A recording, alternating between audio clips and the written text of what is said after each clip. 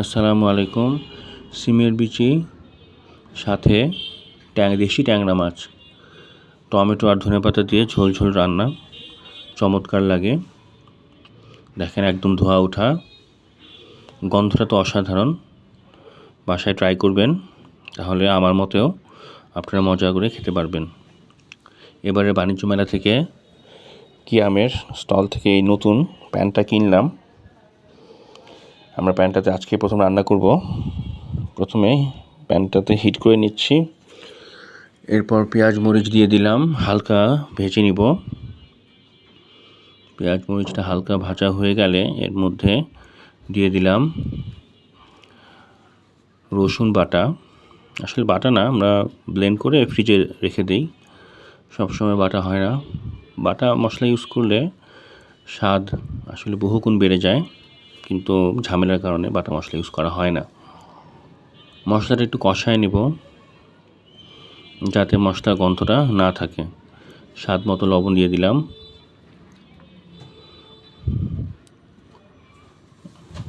মাছে একটু লবণ বেশি দেই, কারণ তরকারিটা ভাত দিয়ে খাওয়া হয়। হলুদ মরিচের গুঁড়া দিয়ে দিচ্ছি।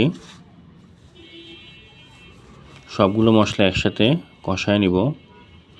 তেল না ওঠা পর্যন্ত এটাকে মিডিয়াম হিটে রাখতে হবে। সামান্য একটু পানি দিয়ে দেব, যাতে মশলাটা পুড়ে না যায়। পুড়ে গেলে কালারটা কালো কালো হয়ে যাবে।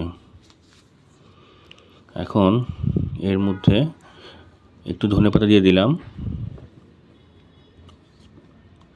নাড়াচাড়া দিয়ে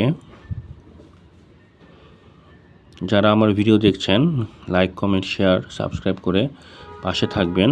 উৎসাহ পাবো নতুন নতুন ভিডিও নিয়ে আপনাদের সামনে হাজির হওয়ার। আমাদের মশলাটা কষানো হয়ে গেছে। এর মধ্যে এখন বেছে রাখা, পরিষ্কার করে ধুয়ে রাখা ট্যাংরা মাছগুলো দিয়ে দিচ্ছি। এটাও কিছুক্ষণ কষাবো, যাতে মশলাটা ভিতরে ঢুকে। টমেটো দিয়ে দিলাম। কষালে পরে মাছের যেটা গন্ধ থাকে, সে গন্ধটাও থাকবে না, আর মশলাটাও ভালোভাবে মাছের মধ্যে ঢুকবে। কষানোর জন্য একটু পানি দিলাম। এখন ঢেকে দিব, প্রায় 15-20 মিনিটের মতো মিডিয়াম হিটে এটা কষতে থাকবে। আমাদের রান্নাটা হচ্ছে। কার কার ছোটো মাছ খেতে ভালো লাগে জানাবেন।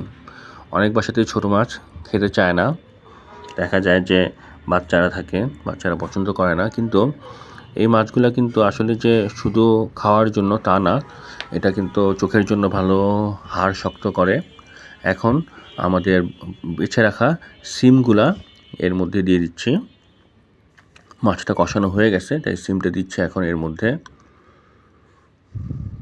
সিমগুলা ভালোভাবে মিশিয়ে নিব। কি সুন্দর লাগছে, তাই না? সিম আসলে অনেক ধরনের আছে, তো বেছে নেবেন। আমি একটু যেটা হালকা সবুজ কালারের সেই সিমগুলোই কিনি। এখন এর মধ্যে পানি দিচ্ছি, যেহেতু একটু ঝোলঝোল হবে তরকারিটা, তাই পানি দিয়ে কিছুক্ষণ এটাকে চুলায় রাখবো, মিডিয়াম হিটে ঢেকে দিব। এটা হতে থাকবে, সিমের বিচিটাও সিদ্ধ হবে, প্লাস আমার মশলাটাও ভালোভাবে মিশবে। দেখেন কি সুন্দর গরম গরম ধোঁয়া উঠছে। এখন আবার এর মধ্যে আমি টমেটো আর ধনেপাতা দিয়ে দিব, যাতে এটা আস্ত থাকে। এই টমেটোটাকে আমি আস্ত রাখার জন্যই এখন দিচ্ছি, আর ধনেপাতাও এখন দিয়ে নিচ্ছি। আমাদের রান্না প্রায় হয়ে গেছে। খুবই সুন্দর গন্ধ বের হচ্ছে, চমৎকার লাগছে। একটু ঢেকে দিব, যাতে ভালোভাবে তরকারিটা হয়। শীতকালে দেখা যায় যে, যেহেতু পানি শুকায় যায়, মাছ অনেক ধরনের মাছ পাওয়া যায়, তাই মাছগুলো বেশি শীতকালেই খাওয়া হয়। ভালোই লাগে। শীতকালে সবজিও যেমন থাকে, সেরকম মাছও থাকে। আল্লাহর দেওয়া নেয়ামত, খুবই একটা চমৎকার সময়। আর আবহাওয়াটা ঠান্ডা থাকার কারণে খেতেও কোনো সমস্যা হয় না, শরীরও খারাপ হয় না। তো আমার রান্না হয়ে গেল। ভালো থাকবেন সবাই। আল্লাহ হাফেজ।